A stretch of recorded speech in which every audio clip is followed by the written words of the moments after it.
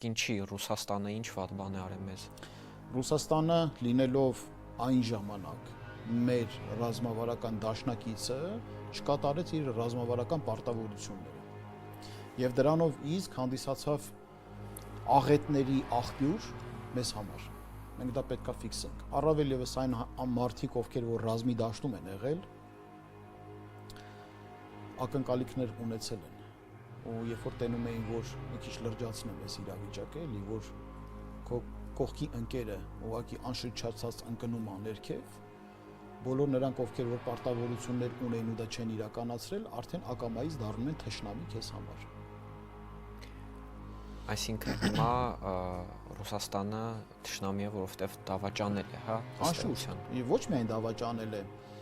այլ նաև չկատարելով իր ռազմաքաղաքական դաշինքը, պարտավորությունները,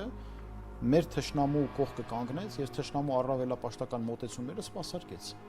Ընդհուպ միջև հարված հասցնելով մեր պետականության հիմքերին, ճարները ճար լիներ Հայաստանի Հանրապետությունը կզավթեին, կսարքեին գուբերնիա։